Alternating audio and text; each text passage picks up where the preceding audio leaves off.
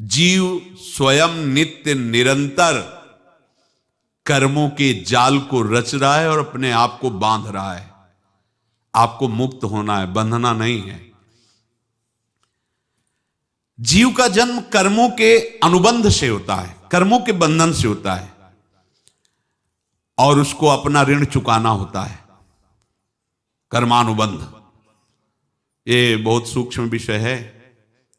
जैसे आप जिस परिवार में जन्म लिए हैं तो उस परिवार के लोगों से आपका ऋण है, इसलिए उसी परिवार में आप आए हैं।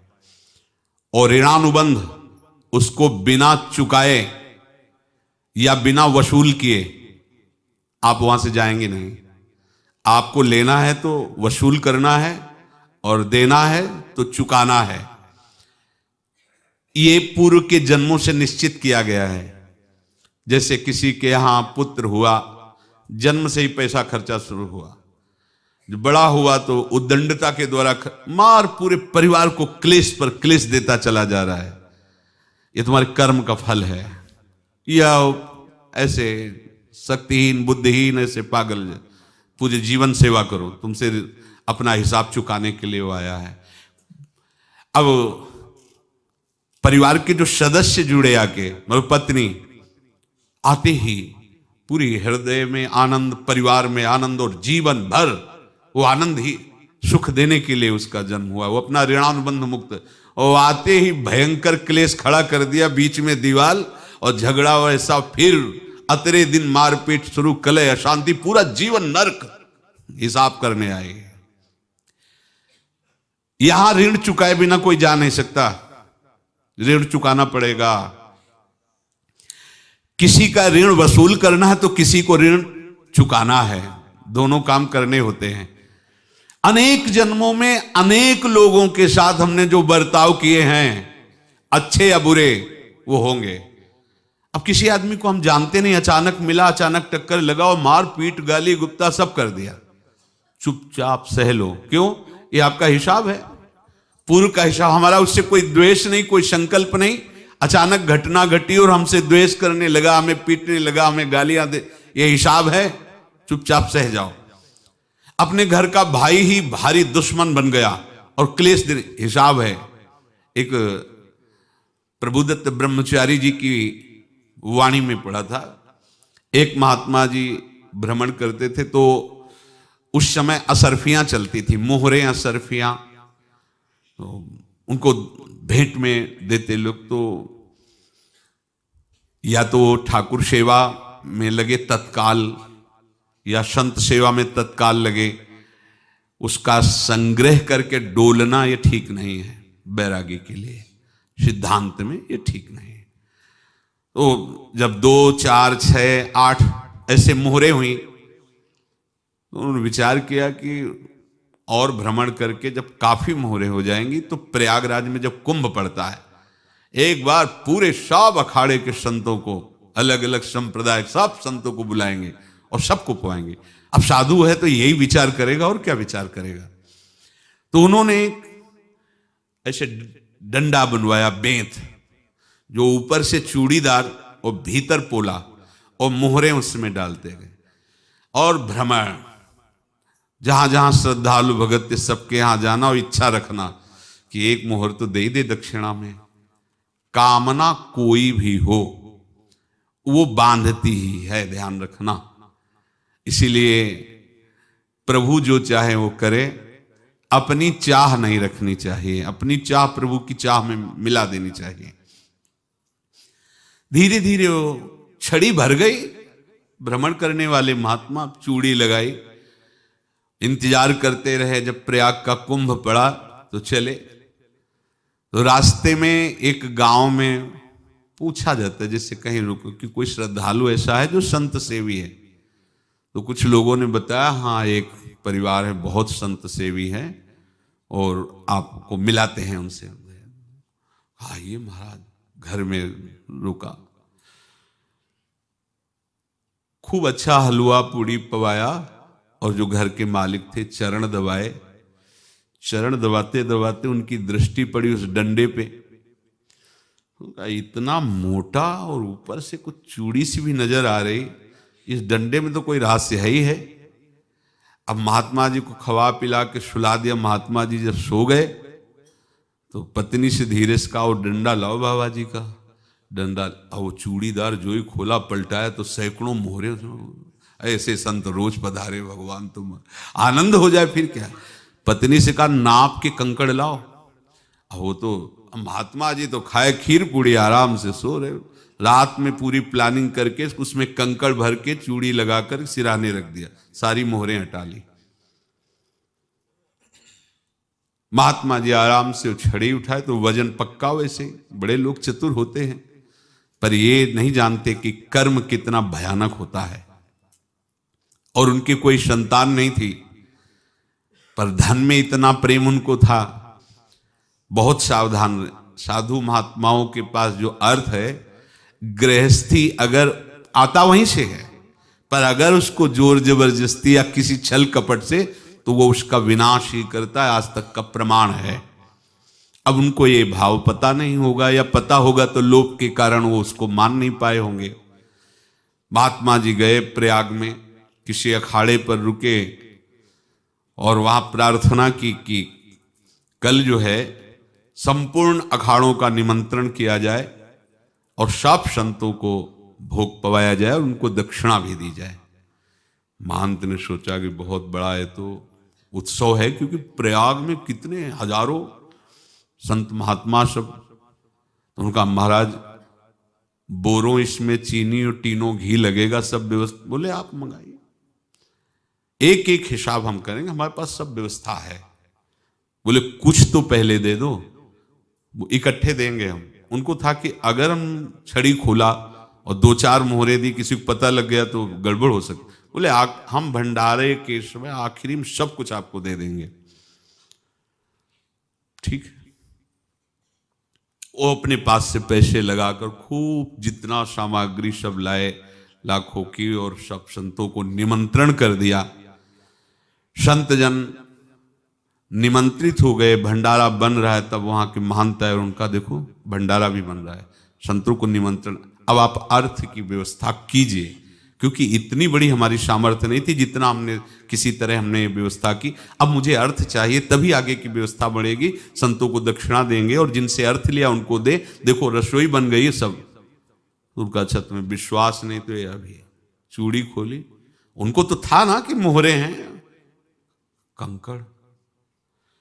तो जैसे कितना उनको सदमा लगा होगा। हजारों संतों का निमंत्रण, रसोई बन, मतलब संत हो के छल कपट।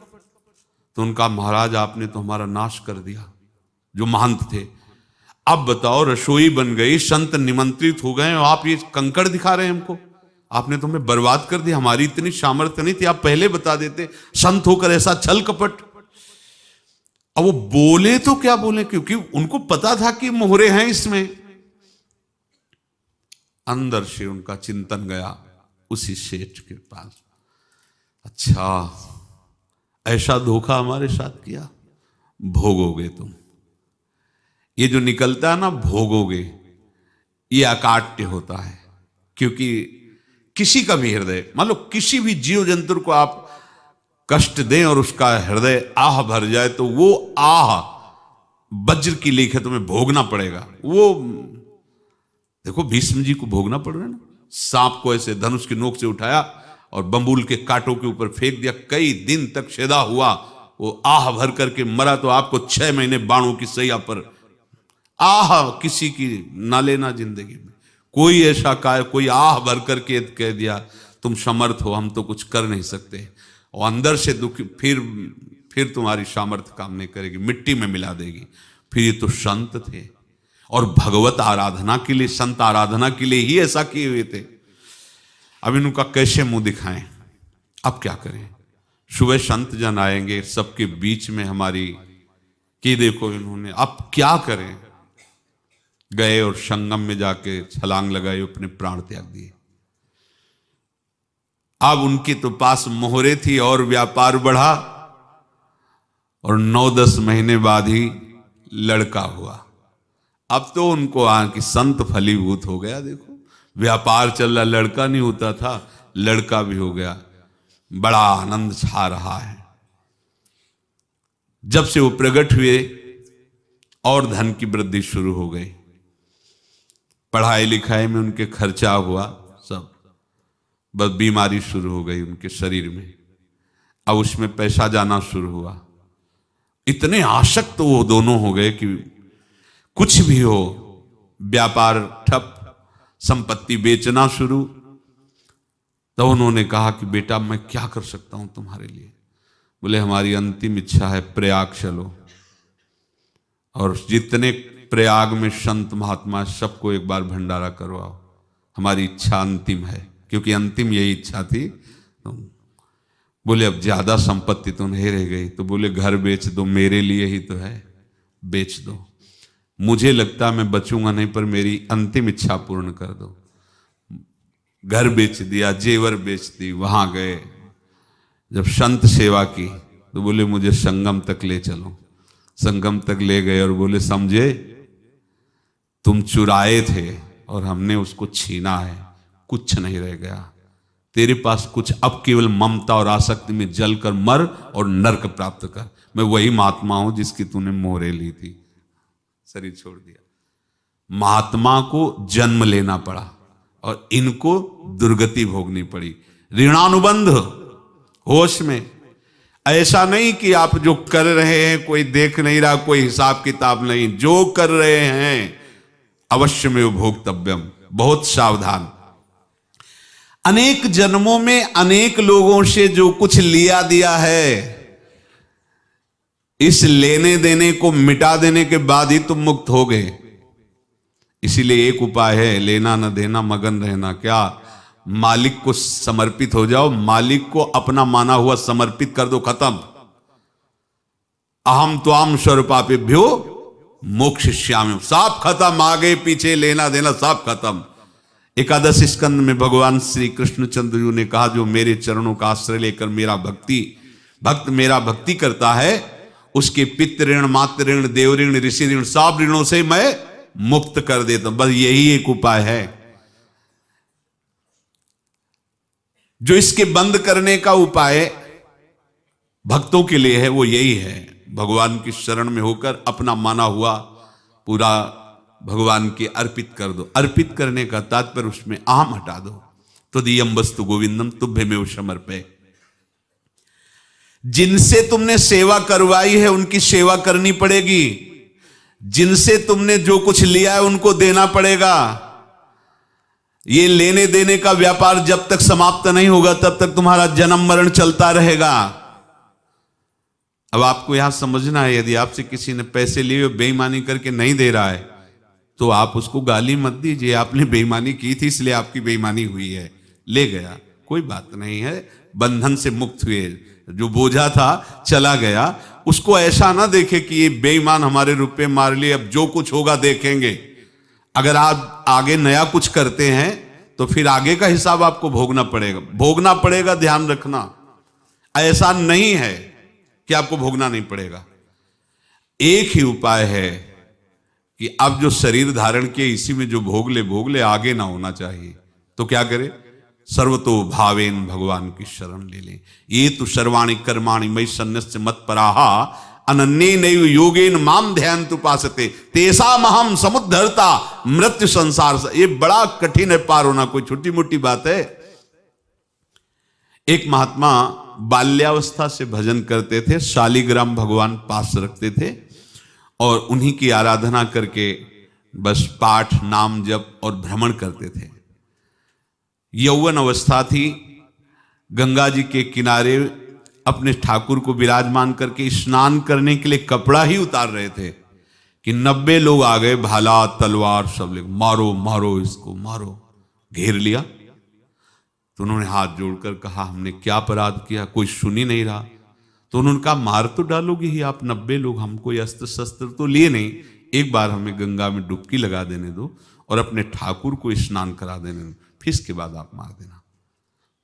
भगवत इच्छा से वो लोग रुक गए, स्नान किया और अंदर से प्रार्थना की, प्रभु ये क्या लीला है आपकी, आपके सिवा मेरा कोई है नहीं और ये मुझे मारना चाहते हैं। तो भगवान ने जानते हो क्या कहा उनके अंतर में, तुम मेरे में ध्यानस्थ हो करके शरीर को छोड़ो, ये लोग मारेंगे। ये मेरे भजन का फल है कि तुम्हें 90 जन्म नहीं लेना पड़ेगा।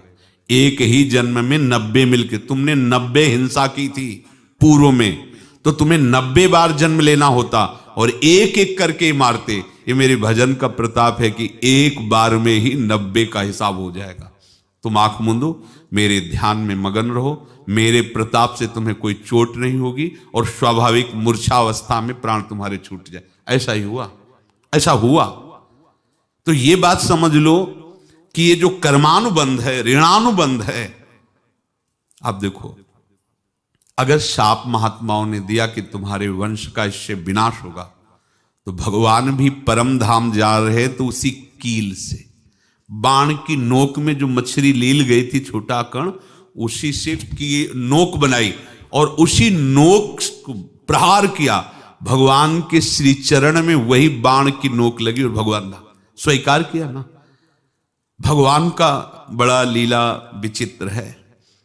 अगर छुप करके उधर रामावतार में बात, तो इधर ऐसे स्वीकार किया है भगवान ने। ऐसा कहीं नहीं दिखाया कि मैं भगवान हूं तो मैं अपने लिए, ऐसा नहीं दिखाया। नारद जी का हित किया पर नारद जी ने श्राप दिया तो भगवान ने स्वीकार किया। बंदरों ने ही सहायता की, जैसा बोले थे वैसा। ये लीला इस शरीर में भोगनी पड़ेगी। हाँ, ज्यादा को कम में भुगता देंगे, पर अब अगला शरीर ना मिले इसके लिए सर्वतो भावेन भगवान के आश्रित हो जाए। जैसे आपने दुकान फैला रखी है तो उसमें दो काम होते हैं, लेना और देना। किसी को उधार दिया है तो हमें उससे लेना है, और कोई नगद देकर सामान ले रहा है तो उसे सामान देना है, या उधार लिया है तो हमें उधार देना है। अब अगर दुकान बंद करनी है तो तुम्हें देने वालों पर जोर देना है, लेने वालों पर जोर नहीं।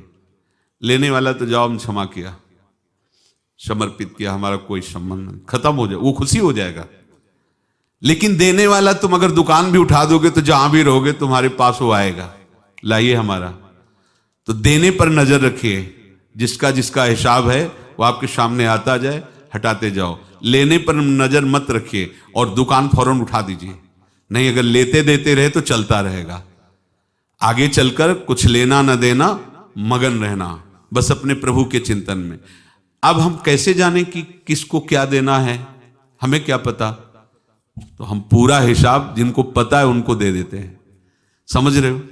उनको पता है क्या लेना है क्या देना है, तो इनके पास पहुंच गए, सरकारी हिसाब से सब बराबर कर देंगे। हमको अपनी जिम्मेवारी इनकी चरणों में समर्पित कर देना है, तभी हम जीवन मुक्त होंगे। ये रहस्य की बात है। प्रभु कह रहे हैं, यस्य सर्वे समारंभाः काम संकल्प वर्जिताः ज्ञानाग्नि दग्ध कर्माणं तमाहु पंडितम बुधाः।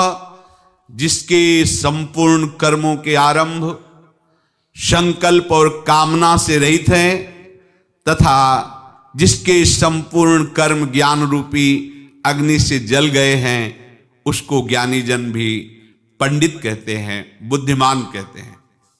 पूज्य श्री भाई जी महाराज कह रहे हैं, जैसे वहां ज्ञानाग्नि से दग्न कह रहे हैं, तो अपने वृंदावन वासियों का प्रेमाग्नि से सब कर्म संस्कार दग्न होते हैं। जिस समय आपके हृदय में भगवत प्रेम का प्रादुर्भाव होगा तो लेश मात्र कभी तुम्हें दुख नहीं भोगना पड़ेगा। प्रेम का प्रादुर्भाव होते ही दुख का नाश हो जाता है, महासुख। जब प्रेम का प्रादुर्भाव होगा तो समस्त पाप भस्म हो जाते हैं, अशांति नष्ट हो जाती है, संसार ज्वाला स्पर्श भी नहीं कर सकती है। जब भगवत प्रेम का प्रादुर्भाव होता है तो हो सकता है उस उपासक के जीवन में दुखों का पहाड़ टूट पड़े, परिवार खिलाफ, शरीर रोगी, अव्यवस्था, बहुत बहुत कुछ, सब कुछ। कह रहे हैं इतना सब होने पर भी उसके हृदय में कोई भी दुख नहीं होता। ऐसा सामर्थ्यशाली भगवत प्रेम है। भगवान के चरणारविंद का जिसके हृदय में प्रेम है, भारी से भारी दुख भी उनको विचलित नहीं कर सकता।